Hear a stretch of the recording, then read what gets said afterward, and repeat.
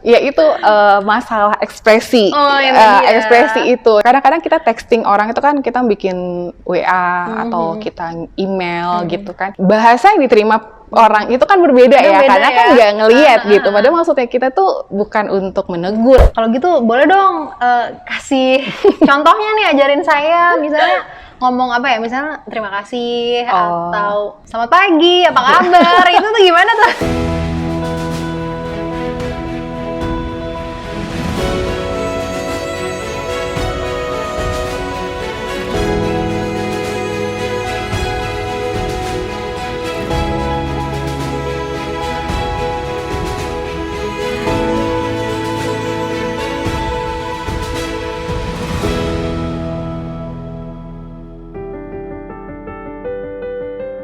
Assalamualaikum warahmatullahi wabarakatuh. Apa kabar BMers? Balik lagi nih bareng saya Erlina dari lantai 8 Muamalah Tower yang selalu setia nemenin BMers semua di sesi Muamalah Talk. Kali ini seru banget nih, kita udah kedatangan narasumber kita, Mbak Dina. Halo, kenalan dulu Mbak Dina. Halo, Assalamualaikum, saya Dina. Saya dari Cash Management Global Banking, dari Wholesale Banking Directorate. Ya, Mbak Dina ini Head of Cash Management ya, Mbak Dina ya. Ini sekarang Mbak Dina nemenin aku nih, mau ngobrolin tentang yang namanya bahasa isyarat. Aduh, seru banget kan nih Mbak Dina sebagai Head of Cash Management di Bank Muamalat, tapi bisa bahasa isyarat. Nanti kita bakal kulik-kulik ya.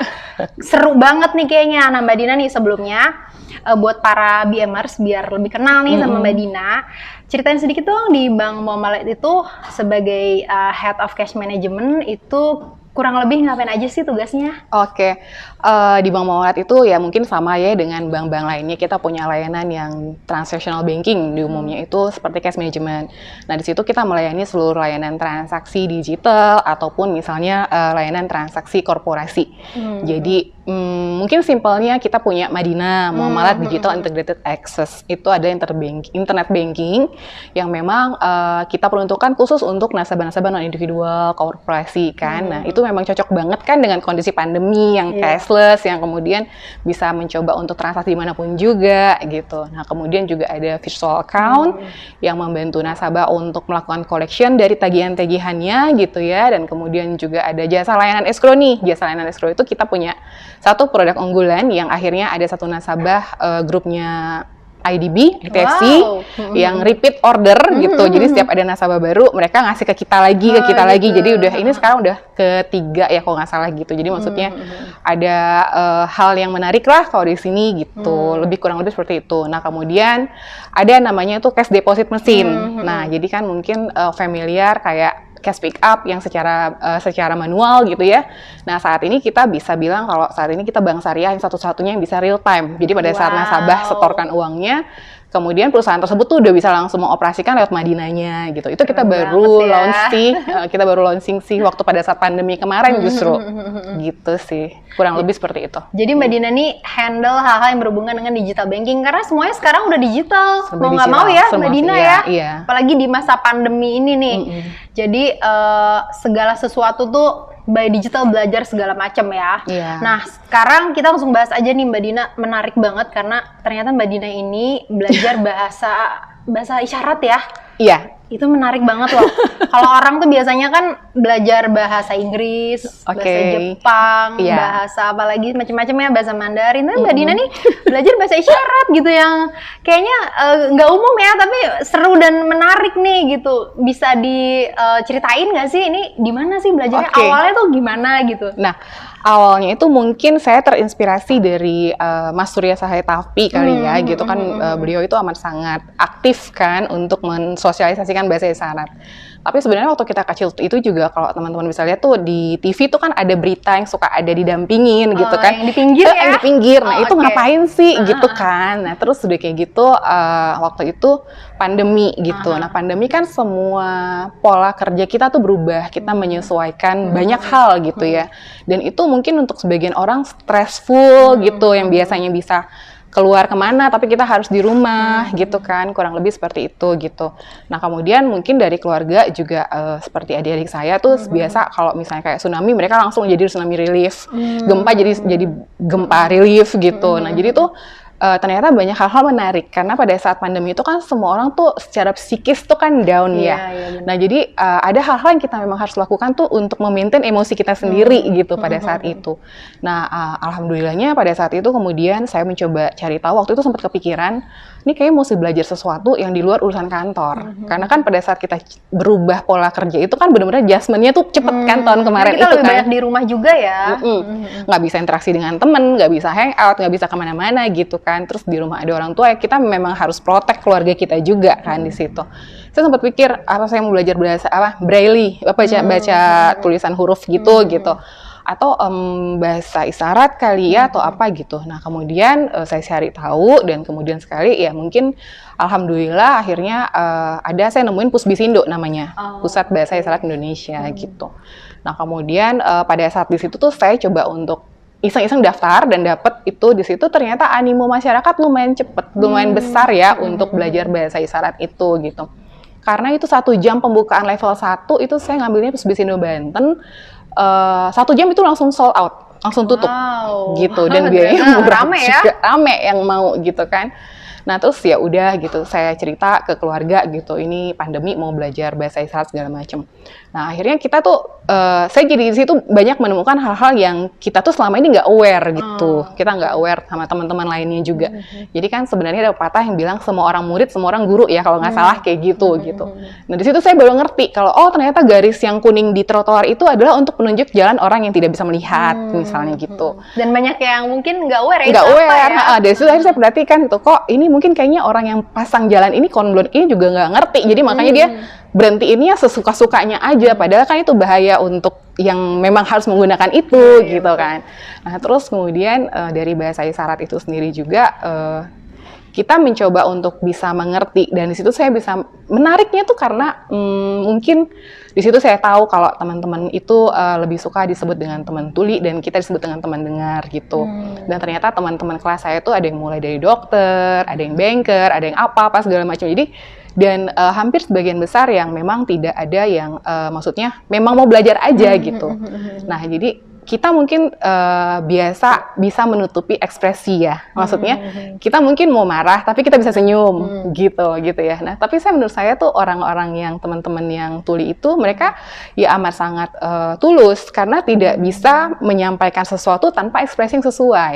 Jadi pada saat kita marah, gerakannya harus marah, muka kita harus marah. Nah itu susah sekali ternyata. Bagi mereka itu susah ya ternyata. Bagi mereka itu mudah. Malah untuk kita susah. Untuk kita justru susah. Jadi saya selalu ditegur di situ, adalah di kelas itu oleh Bu Wilma. Terima kasih sekali Bu Wilma untuk kesabarannya gitu ya. Dari Pusbisindo itu, Bu ekspresi gitu. Jadi saya selalu kenanya tuh ekspresi gitu. Nah terus ada pada saat itu iseng-iseng lah. Jadi ada beberapa tugas yang memang harus dibuat video percakapan gitu-gitu. Nah kemudian saya upload gitu ya, saya sempat update di WA status saya. Nah ternyata tuh saya nggak nyangka, justru banyak nasabah itu yang japri saya di situ. Dan mereka menceritakan tentang keluarganya, tentang bagaimana apa segala macam. Jadi lebih terbuka ya secara, jadi akhirnya bisa jadi tambah temen gitu. Hal sekecil itu menurut saya gitu. Nanya gitu, kok bisa belajar kenapa gitu. Saya bilang ya cuman karena pengen tahu, pengen belajar, dan itu memang saya terinspirasi sekali dengan Mas Surya saya tapi itu karena ada mungkin pernah lihat video yang cerita 1 ayat yang bagaimana dia menceritakan beliau menceritakan tentang surat Al-Fatihah yang alhamdulillahirabbil alamin, bahwa maksudnya situ menceritakan perjalanan spiritualnya itu sampai akhirnya tuh paham gitu, dan sampai akhirnya memilih kalau misalnya boleh milih, kalau Allah itu bertanya ke saya maukah saya mendengar atau tidak, saya milih sekarang gitu. Jadi kok bisa sejauh itu ya, dan sementara saya kok nggak bisa begitu gitu loh. Jadi kan itu menarik kan hal kayak gitu. Nah di situ tuh kita belajar untuk lebih melihat ternyata mungkin sebenarnya ya tadi saya bilang mereka lebih tulus dibandingkan kita karena semuanya terkoneksi gitu. Gitu sih, lebih kurang seperti itu. Dan itu sebenarnya, dan alhamdulillah maksudnya dalam kondisi pandemi gitu, kelas-kelas seperti itu tuh positif. Iya betul. Karena orang-orangnya juga, dan itu memang kan sesuatu yang baru buat kita, buat saya sendiri pribadi itu baru gitu. Nah kita tuh saling mengingatkan PR gitu. Jadi kadang-kadang saya lupa tugas yang mesti saya kumpulin ya udah pada saat pulang kantor atau misalnya lagi istirahat kantor tuh baru di ruang tuh saya bikin videonya gitu sih maksudnya. Jadi menambah hal baru, belajar hal baru, dan itu positif di masa pandemi kayak gini ya. Alhamdulillah. Mbak Dina, Nah, dan kemudian orang tua saya juga saya ceritakan ke ibu saya, ada sih pertanggapan waktu itu, kenapa sih nggak belajar bahasa asing yang mana gitu, kenapa kok ngambil bahasa itu Nah, gitu itu kan. tuh pertanyaan yang tadi di awal. Biasanya jadi orang panjang banget ya. Iya, bahasa asing yang udah general ya gitu. Cuma bahasa isyarat ini kan sesuatu yang mungkin tidak umum. Tidak mungkin umum. Di luar sana Agak banyak unik. tapi nggak banyak. Iya, yang, agak unik. Yang tahu dan unik bener banget. Iya. Nah, itu terus gimana Mbak cara mulai belajarnya di kelas itu, dari prosesnya tuh, atau kayak sekolah biasa gitu? Awalnya itu saya mendaftarkannya Pusbesindo Banten itu. Nah, itu memang pertama kita ada kelas in class lah ya, tapi udah mulai pandemi nih. Nah, kemudian kelas kedua, terus tiba-tiba kita semua tuh mesti apa sih yang mesti dirumahkan semua, yang kita tuh nggak bisa kemana-mana gitu pada saat itu. Mulai WFH ya? Mulai WFH, jadi pelajarannya ada online gitu. Nah, jadi maksudnya kita mengerti sesama peserta itu kita lagi belajar gitu.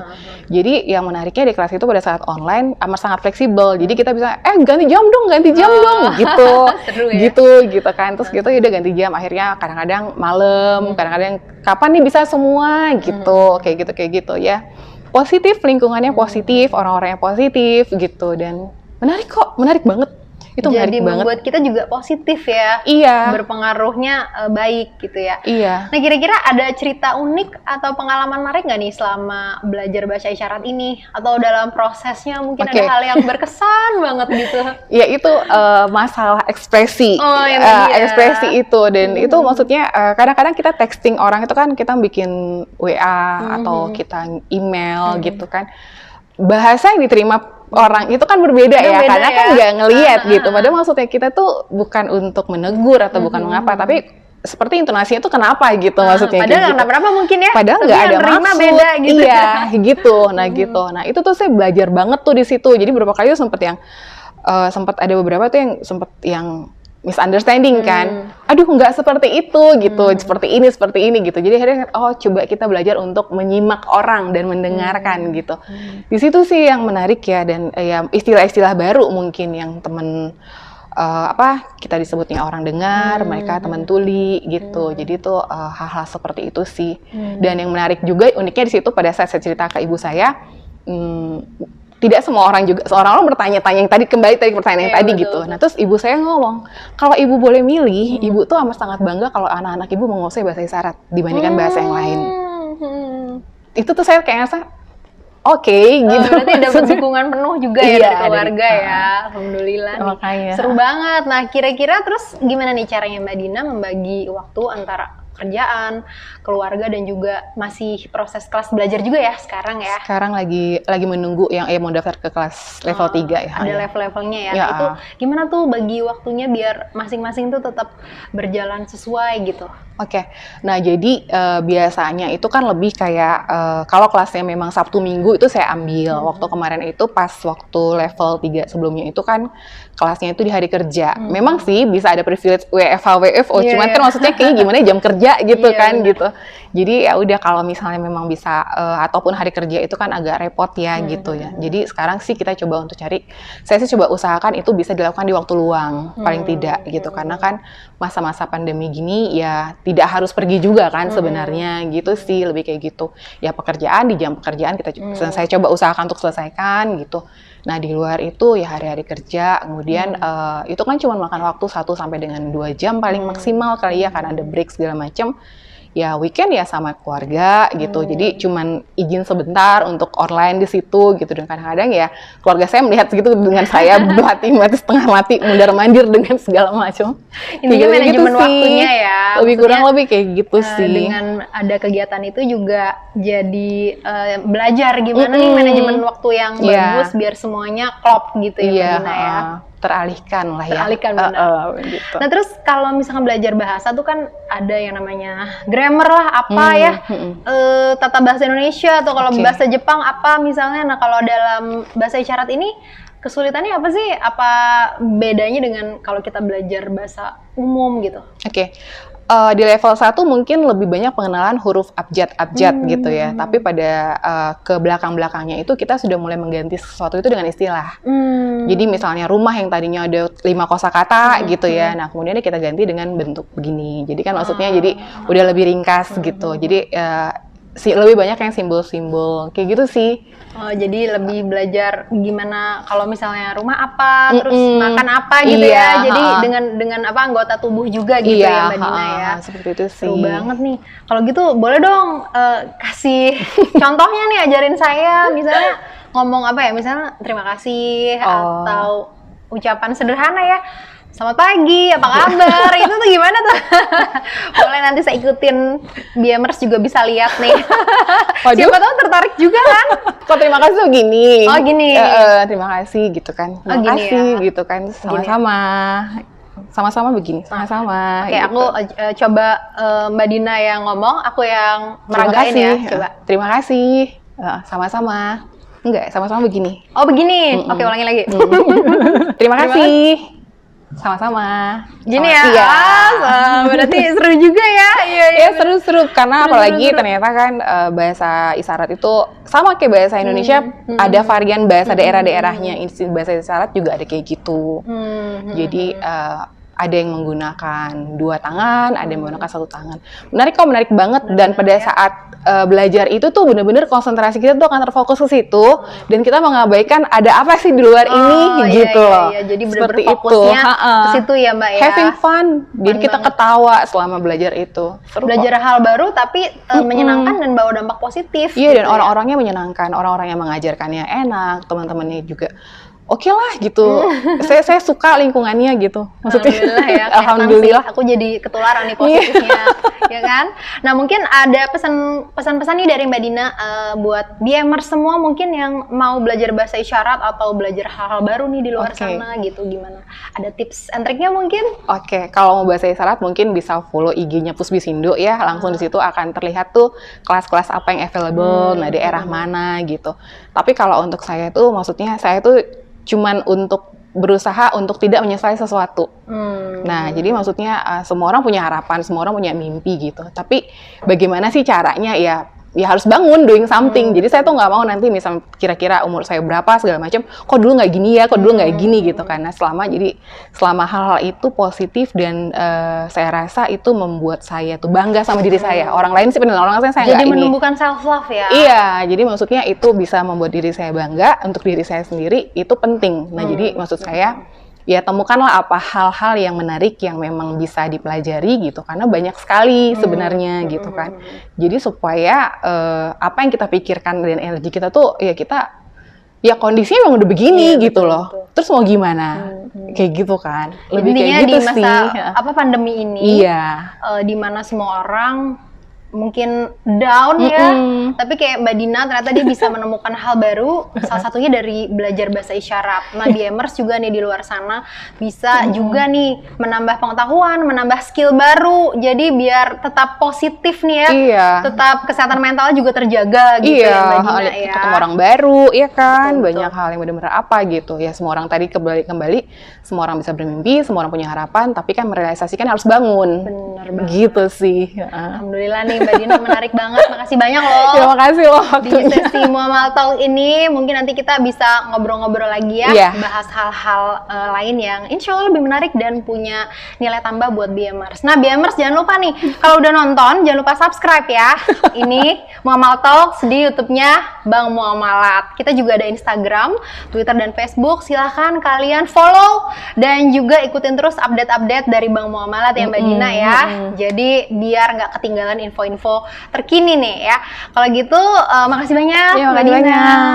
Alhamdulillah kita pamit ya bareng-bareng Mbak Dina. Kita hitungan 1, 2, 3, kita assalamualaikum nih ya.